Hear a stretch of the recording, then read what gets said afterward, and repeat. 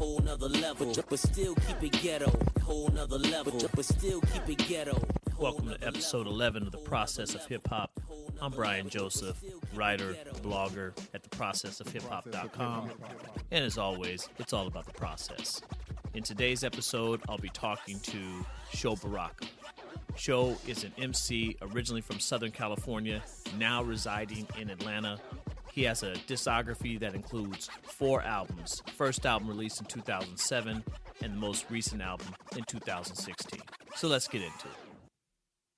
I'd like to welcome to the Process of Hip Hop, Sho Baraka. What's going on, man? I'm doing good. Thank you for having me. Glad that you're here. So you've been an artist for close to 10 years now. How did you get your start in hip hop? It's actually over 10 years now. It's been about 13 officially. My first album came out in 2007. So I got my start in hip hop through my brother, who had a rap group when I was like 15 years old. I was around 15 years old, and he had graduated high school by then, and he had a rap group, and then he knew I wrote poetry. And he said, man, why don't you think about writing a rap for one of these songs? So he gave me a beat. I wrote a little 12, 16 bar verse. And he just gave me all the courage in the world. Like, yo, this is good. And ever since then, I gave up the poetry and I continue rapping. and poetry and hip hop are obviously so closely related. Yeah. And the whole African American oral tradition, line with poetry, right, and all of that obviously is so closely related. But you're originally from Canada, is that correct? Yeah, I was born in Canada. I didn't spend enough time there to catch the accent or anything like that. But I moved when I was 3 years old. Okay, and from that point, where did you settle at as a youngster? So my father played professional football. So he played in Canada first, and then he ended his career with New Orleans Saints, and so we moved to New Orleans. And then once his career was over with the Saints, my mom and my father moved back to California, where they were from, and so that's where I grew up pretty much most of my life, and graduated high school was in California. Got it. Okay. All right. West Coast in the house, definitely. So, Yep. So when you were evolving as an artist, who were some of the artists, groups that you really looked at that inspired you in terms of your music? Oh, man. It's funny. So being a West Coast kid, you would think that I'm going to name a bunch of folks like Pac and Snoop. But I mean, really, man, I was an East Coast guy. For some reason, I lived vicariously through East Coast artists. And so I loved Tribe Called Quest. I loved the Fugees and Lauryn Hill. It's funny. I used to get ostracized because I appreciated Biggie's art more than I did Tupac. So there were times in my life when I had to act like, I didn't like Biggie for fear of getting beat up. Yeah. For fear of getting beat up by homies and whatnot. But my favorite artist growing up was Common, though. Like, I loved Common.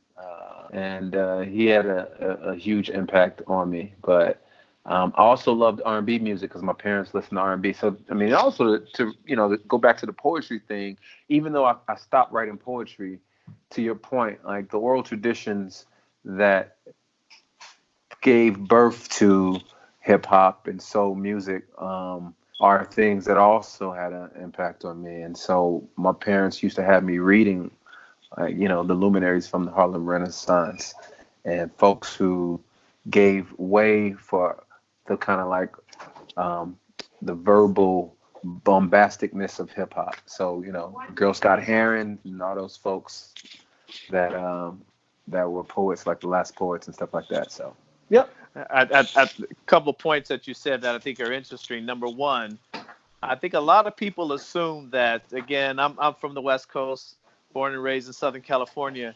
And a lot of people, I think, assume that that artists or even fans of West Coast rap are only fans of West Coast rap, or that they are inspired by West Coast rap. But it's actually interesting that some of the more iconic West Coast artists, Snoop, Dre, obviously, and you include Pac in there, they were all inspired by hip hop icons from all over the place. And so Yeah. it's interesting that your journey as an artist is very similar to a lot of West Coast artists. But I was obviously alive and well during the Bad Boy Death Row beef, and yeah, you are absolutely right. You had to choose a side if you were in Southern California, and it wasn't as popular to be a big fan of Biggie for a certain point in time. I definitely remember Right. that. So I could And definitely attest to that though. yeah, the other thing is that I think people on the West Coast know this, and because the world is much smaller now, and because of groups like Our Future, but before you had like your Our Futures, and people didn't really know that hip hop on the West Coast had multiple identities, it had multiple Yes. facets. So though you Yes. had the gangster, kind of like the gangster rap and your pops and your West Side connections, you also had your Far Side, you had your Yes. hieroglyphics, you had Yes. your freestyle fellowships. And those folks are starting to get some of their due because of like the influence they had on Kendrick Lamar and other Absolutely. folks. And so if I did have great influences on the West Coast, it was usually those artists and the people who weren't acknowledged, maybe the few like the Alcoholics and Far Oh, yeah. Side. But apart from them, you know what I mean? We were just some underground backpackers, right? Like we were cats who everybody was. They knew we weren't gangsters and they left us alone, but they did make fun of us. You know what I'm saying? Absolutely. Well, yeah, because it was if you were West Coast artist, it was just automatically assumed that you were going to be under the gangster rap subgenre. But Right. and I just had a conversation not too long ago actually with someone who didn't realize that Far Side was even from South Central. And I said, yeah, they're actually from. they're not an East Coast act. So, but I want to get into the fact that you are a gospel hip hop artist. Would you classify yourself as that? I would not, but I don't go to bat. Like I don't fight people who call me that. You know what I mean? Mm-hmm. Like I'm not. It doesn't. I don't quarrel about the title. However, when I introduce myself, I don't introduce myself as a gospel or Christian artist. Now, what made you decide to? And I think it's interesting because I actually heard Lecrae say something not too long ago that his artist reflects, or excuse me, his music reflects his Christianity more than he considers himself a gospel hip hop artist. So would that be something similar to the way that you feel about your music, or how would you, if people, how would you identify yourself if you wouldn't say I am a gospel hip hop artist? How would you identify yourself? I would say I would just say I'm a hip hop artist. I think the sentiments that Lecrae expressed are accurate as far as my own personal representation. I would say that as of right now, it doesn't benefit us.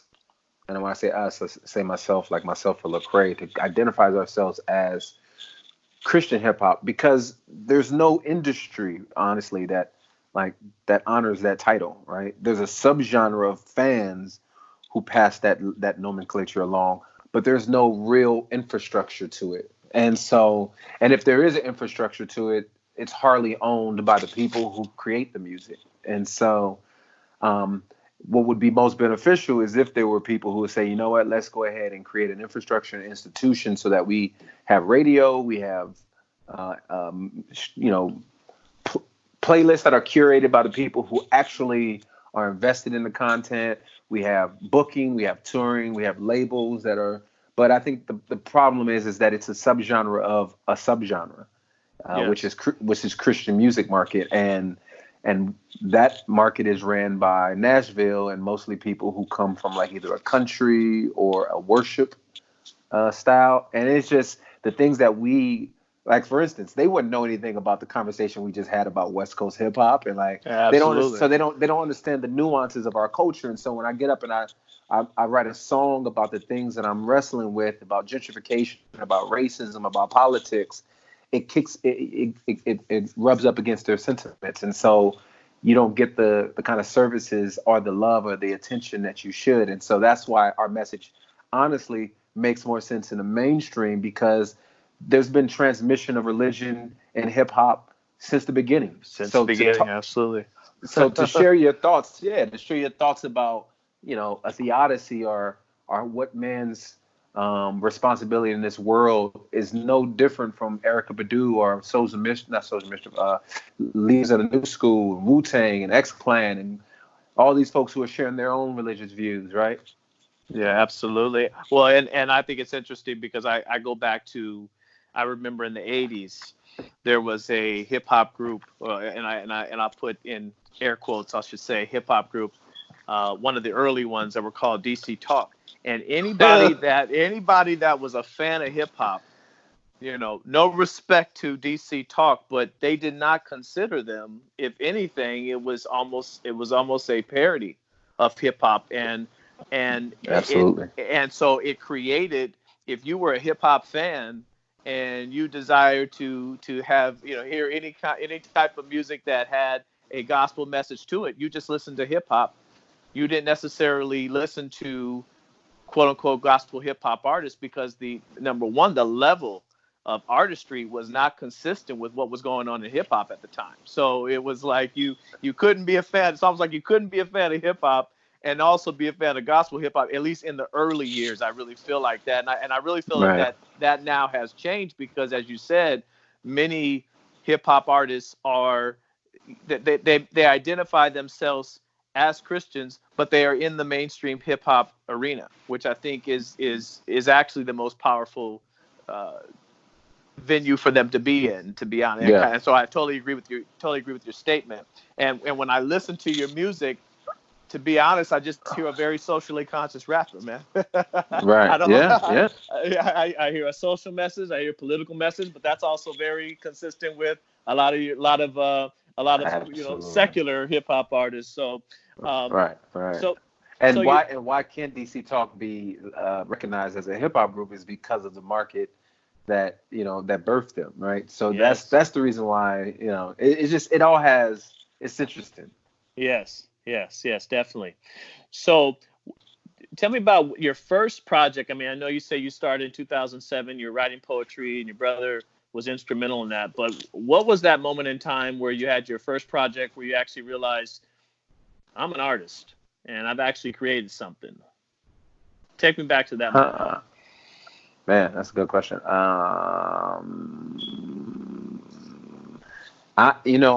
If I'm just speaking of RT like creation, it's probably when I was young and I used to write short stories, and I would have like other family members read them, and oftentimes when young people have family members engage in something they create, you get the kind of like the pandering, like, oh baby, that's good, Yeah. but I would notice that they would respond a little differently. I'm like, wait, hold up, okay. And at that point, I realized that I was a decent storyteller and that I had some sort of gift of communication. I can't say that, and that was young. That was young age. I was probably like around 8, 9, or 10. I probably didn't believe I was a good rapper until I got to high school. Like, I formed a group that was somewhat serious. Well, I didn't form a group. I was a part of a group that was formulated. That was we were very serious about signing to a label, and so we were in California, so we had many opportunities to sit down. We actually had a meeting with Death Row. We had meetings with a whole bunch of major labels. We never got, but there was a lot of promising conversations. And at that point, I realized, I was like, yeah, I think I'm pretty good at this. And however, I ended up deciding to go to college instead of pursuing the record label with the other gentleman, and end up doing a solo career like maybe 5 or 6 years later. And at that time, when you did your solo career, what was the impetus behind, like, because you were part of that early group. Right. Why did you decide to venture out on your own? Well, they were in California still, and I had went to school in Alabama, Tuskegee University, and we pretty much just lost contact. And I kept in contact with like maybe one of the dudes, and at that point, I also began to change the way that I thought as I, began to become more spiritual. I started to get more engaged in my faith. And so the things that I wanted to talk about seemingly became different from what the things that they wanted to talk about. And I also wanted to study. So I studied film and television for a while. And so I actually didn't want to pursue making albums. So I met Lecrae. I ended up transferring to school in North Texas, University of North Texas in Denton. And I had met Lecrae and Tadashi and some other artists. And we began just to, formulate a group of brothers who would just freestyle and pop up at events here and there. But I was a film student, so I was excited more about capturing moments that they were creating. And then eventually what happened was, as the record label started, they asked me to like, man, hey, why don't you make an album? And I was like, might as well. It took me 3 years to say yes, but eventually I was like, you know what? I'll do it. And that was in 2007. Now, why did it take you 3 years? What was going through your mind at the time? Well, one, I was really adamant about film school. I wanted to be the next Spike Lee. Like my goal was to direct, and so I was making music videos for him. I was writing treatments. I was doing promo videos. I was head over heels in film. I love film, critiquing film, writing, even acting. I acted in some low budget feature films, and so that was my passion. And then the second thing was there was this, I would say that I was somewhat keen to the obstacles that Christian hip hop at that time would create for individuals like us. And I didn't necessarily know if I wanted to jump headfirst into that. But I realized that this is a once in a lifetime opportunity. I said, might as well, man. Like, how often do you have a label that's willing to give you a chance to make an album and believes in your talent? And you can do it with some guys that you really love and you're passionate, and you guys share a similar passion. So, and then by that time, I had also done features on some of their songs, and features on compilation albums. And so there was this affirmation from folks who was like, man, who is this guy Sho? I seen him on this song, I seen him on that. And so it kind of felt like, yeah, maybe I should do this. And then in 2007, I released my album, Turn My Life Up, and it's just been a journey since then. And we fast forward to 2020, you've had several albums. Where would you say, how have you evolved as an artist when you go look back to that first album to where you are now? Well, the first thing that's evolved is my voice. On the first couple albums, my voice was like hella deep. So you're like the reverse puberty or something. Right. I don't know why I was rapping with such a deep voice for no reason at all. And so it was like I was I don't know. It's just you just insecurities or whatever. But also I think, the content and the musicality has evolved. I think the closer you've gotten, the further along you can see, like the first couple albums, somewhat the instruments are somewhat synthetic. There's not a lot of instrumentation. Now on my last album, you'll hear live musicianship, you'll hear jazz chords, you'll hear cleaner samples. You'll just hear a lot more attention to the music and a maturation of me appreciating artists that have come before me, and the acknowledgement of some of the musicianship that has influenced hip hop as well. And so those are two things. But then also, obviously the content. I think as an artist, you're just happy that anybody's listening to you, and I'm just gonna say whatever. I think the older you get, the more you realize the responsibility you have in your voice, and that now that I have a platform, what do I want people to know? What do I want people to hear? And how can I help to shape culture in a way that's going to create benefit for all people? And so that's been me these latter years. But I think it's interesting that you say that, because when, it's absolutely true. When you listen to, artists that have been blessed to be in the business for 10 plus years, though you have a few, 20 plus years and such, you listen to their first albums, and then you listen to how they evolve over albums, which I always think is very interesting. And the content is never the same. And sometimes those artists face criticism. It's almost like, people want them to continue to have the same content, rap the same, do everything exactly the same. Yeah. And it's like everything continues to evolve. So what's next on the plate for Sho Baraka, man?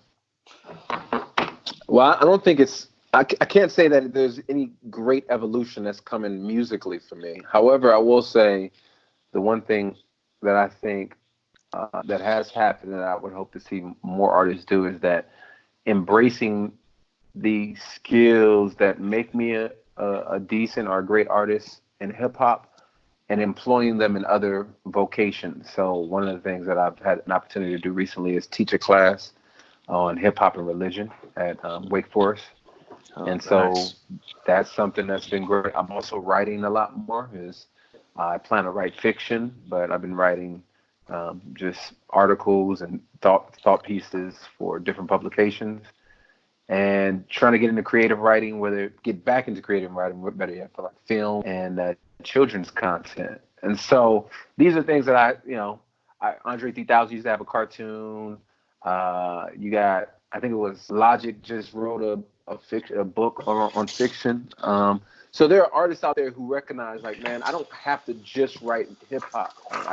The skill that I have can be employed and used in other areas. And so I'm excited to demonstrate it in my own way. I think it's almost the expectation. And these days, you have so many hip hop Right. artists that are venturing out into other areas. Obviously, acting has been one that's been a mainstay for the last, couple decades, I'll say. But you literally have hip hop artists venturing in all different areas of entrepreneurship, other avenues, and Yeah. using their artistry to branch out into other areas, which I think is great. Speaking of that though, what would you say? What's your opinion on the current state of hip hop? Because there's a lot of different criticisms and opinions going on about that right now. Well, what is your opinion about the current state of hip hop? Yeah. I'm an old man, so I recognize that everything is not for me, and but I also don't want to be the grumpy old man who's like, oh, back in the good old days. Yeah. So I recognize that with every, I guess you can say generation, but there's a sound, there's a style, there's a feel to their music, and I think we should appreciate that people's voices are centered. I have a few artists that I really love and that I pay attention to. People like J. Cole, Kendrick. Yeah. If Anderson Paak is considered hip hop, then he's another one. And I'm sure there's more I'm just not thinking of. But I do think it's hopeful. But this is the other thing though too. The one thing that I think is beautiful about hip hop in its infancy stages is that it's still growing, and that we are able to grow along with our favorite artists. So I'm just thinking about Royce da 5'9" just released an album recently that I'm in love Yes. with. That I'm excited that these artists who've been making music for a decade plus don't feel like they have to stop and just leave this genre to young men and women. You know what I mean? Absolutely. And so there's still space, there's still a place for the old heads who are growing up and making music. So, and Rhapsody is another one. I love Rhapsody. So, Rap fire. yeah. So it's just I think I'm excited about the fact that folks are able to grow old with the music. And I think that it's coming. You have hip hop artists that are in their early 60s, some of your pioneers, and I think it's just a matter of time before, just like other genres have had artists that appear nightly in Vegas at shows, it's just a matter of time before you have hip hop artists doing the same thing, because the genre is close to about 50 years old now at this point, and you have fans that are getting older of all different ages. So it's just a matter of time. I think the genre is going to continue to expand, and so to your point, absolutely, I think that's something that we're going to see and also experience. But I want to thank you so much though for joining the show, man, and wish you the best of luck in your future. And please come back when you drop some new music, man. Oh man, thank you for having me, bro. I appreciate it, and you will definitely know when new music is released. Hope you've enjoyed this episode of The Process of Hip Hop. Join us next week for our next episode. The Process of Hip Hop is produced and edited by me, Brian Joseph. Executive produced by Dale Harewood. Music by DJ Big Mike of Realside Records at realsiderecords.com.